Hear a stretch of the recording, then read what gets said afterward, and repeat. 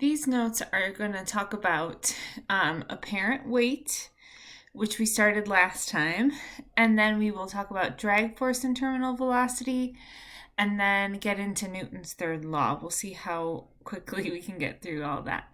Okay, so last time we talked about the fact that if you're using the scale properly, then you will measure the spring force or a normal force if you're using the bathroom scale like this young man is. And you will measure a force that is upward equal to the size of your weight, which is downward. So that's what this bullet says here. So, you could stand at your house, but you could also stand in an elevator that's moving not at all or moving at a constant velocity. And the scale would show a positive number that would be equal in size to your weight. But, okay, what happens if you're accelerating upward for some reason? Then the scale is going to show more than your weight because the scale has to push up on your feet and it has to win over gravity, right? So in that case, it's going to have to show a force greater than your weight because that's what's necessary to accelerate you upward. And then the opposite is true if, for instance, the elevator is going to accelerate down. If you're going to go down from the fourth floor to the first floor and you're going to start to move in the down direction, then for a split second there, when it's accelerating, that scale is going to show less than your weight because it's going to let gravity win, okay? And the floor is going to put less pressure on your feet, which is that little lightness on your feet. It's also the feeling you get when the roller coaster drops over that big hill. So that's not just an elevator problem, but it's a type of situation that comes across, in roller coasters and in other scenarios in life too. Okay, and then we get into talking about what happens when things fall through a fluid. So when we talk about fluid, we really are talking about gases and liquids. So air, water, I guess we could talk about fluid dynamics being any kind of liquid, or gas. So then that fluid is going to resist that motion, right? Just like friction is what we've been calling it up until now. But it also could be called drag force. And so that's a little bit more complicated because what goes on is that the faster something moves, the more drag force it feels. And then also, the more surface area something has, the greater the drag force. Right? Because if you think about it, if I take two pieces of paper, okay, I've got Post-it notes right here. So if I have two Post-it notes, okay, but I crumple one up, then this one has more surface area and this one has less. And then if I drop them, the one with more surface area has the air is going to really get in the way, right? Because all that air is, all that surface is exposed to the air versus this little crumpled up one. It does not have to fight so many air molecules on its way down. Okay, so then when we analyze that, you can see here I was just putting some numbers in for velocities. So at first, this tennis ball is going to accelerate no problem, okay? Because it's got the force of gravity is greater than the drag force, which is marked as FD in this picture. But as this object gets going faster and faster, we said that drag force is going to increase. So then eventually it will reach a point where this drag force is going to match the force of gravity. The up force of drag is going to match the down force of gravity. And then it's not going to speed up anymore. It's not like it's going to hover in midair. Okay, but it's just going to keep on going that, like, I guess we're going to say maybe 30 meters per second. It's just going to keep on going that speed. So when it does that, it no longer accelerates, and we call that its terminal velocity, where the word terminal means last, okay? Or highest velocity in this case. Like, it won't ever go anything higher than that until another force can act on it. So just so you can see some of these terminal velocities, and these are for falling objects, okay? So a raindrop, like, right? Raindrops fall from really far up there. I mean, if you just let that fall with no air resistance, man, that could hurt when it hit your skin. But it doesn't, okay, because of air resistance, and so it can only reach 15 miles an hour, thank goodness. And then you see some of these other ones for more dense and heavy objects can get going faster through the air. Versus a ping pong ball, we talked about, cannot go very fast because it's so light. Okay, so this is where the mass matters, because in this diagram, to go back a slide here, all that has to happen is drag force has to cancel with force of gravity. So if that object doesn't have a very big force of gravity, it's not going to get to speed up for very long before this effect happens, which is what's going on with this ping pong ball here. But a bullet, very aerodynamic, very dense, so it can reach a very high velocity. Okay, then we're going to talk about Newton's third law. And so this is the one that states that all forces come in pairs, that you can't have just one force at a time. And so this is the equal and opposite law. So the force of, let's say, the racket on the ball is equal and opposite to the force of the ball on the racket.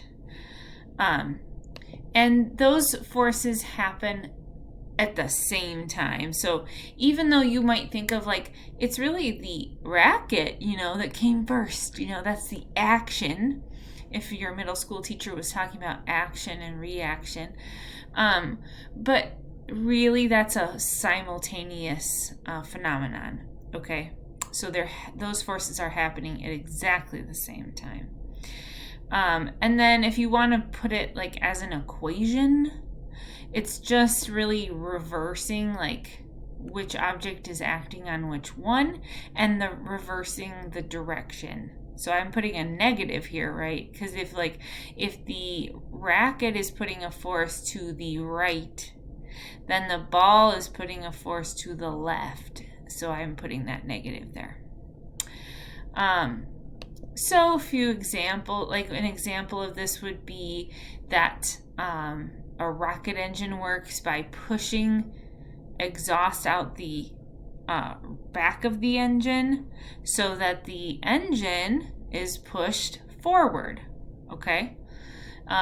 Think about how you swim. What do you do with your arms? Why do you do that? Okay? Which direction do you push on the water? And what effect does that have on your body? Okay. So I'm going to skip a few slides here, and we're going to go into a few misconceptions or trick questions that you'll see on tests about this. So one misconception, one thing that is absolutely false, is that the two forces from the third law, we call them an interaction pair or interaction forces, is that they cancel out. Okay, and it really depends, like, what is your system? So this is a case where this little precocious child is trying to argue that they cancel out. Okay, so he says, I can't pull my sled up the hill because I'm putting a force on the sled and the sled is putting a force on me, and those two forces cancel. Okay? So I physically can't pull the sled. Well, you know that's not true. Okay? So how would you argue this with physics?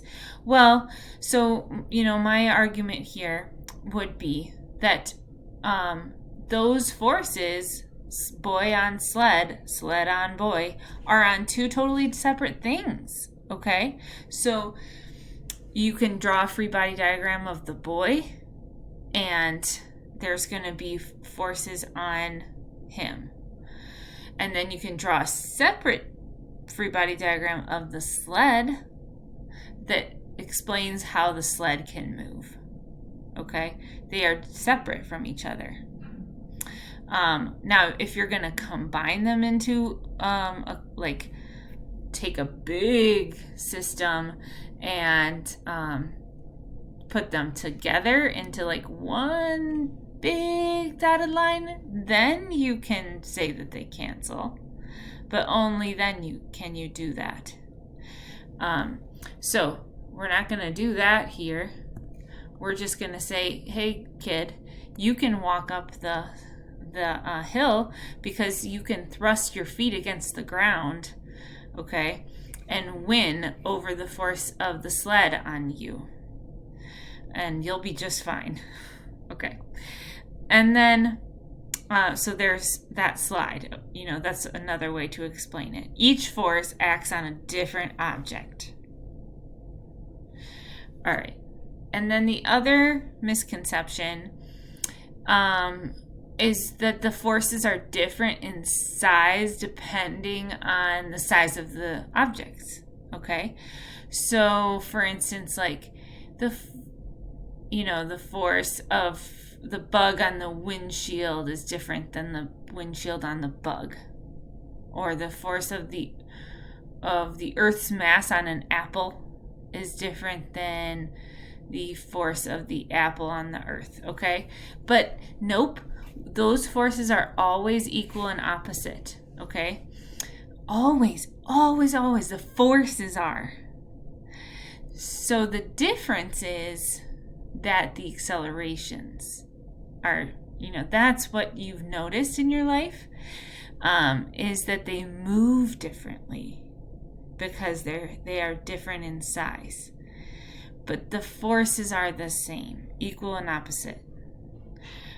So here, in this crazy picture, which has a softball the size of the moon, we see that, the gravity, this is gravity we're talking about right now, which is a mutual attraction.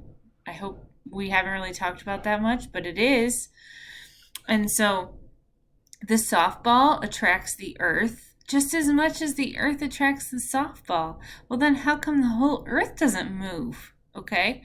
Well, because the softball has a teeny... Oops, let me draw with my pen. The softball has a really small mass, okay? And the Earth has a really huge one. So that's the mass of the Earth, and this is the mass of the softball. So then the accelerations are going to be really different too. Okay, so, the force of the Earth on the ball is the same, but the acceleration of the ball, okay, is predicted by that force. So let's say this is, let's say it's 0.1 newtons, right? So that's, or negative because it's down. So the force would be negative